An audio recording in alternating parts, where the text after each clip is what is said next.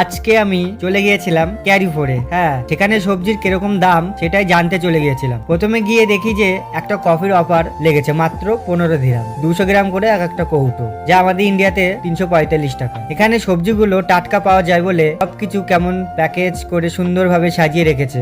আর হ্যাঁ, এই পাতাগুলো দেখছো, এটা কিন্তু আঙুর ফলের পাতা। জানি না এখানে কি করে এটা। আর দেখো শশাগুলোর কালারগুলো কেমন সবুজ, একদম আমাদের দেশের থেকে অন্যরকম, অনেকটাই আলাদা শশা।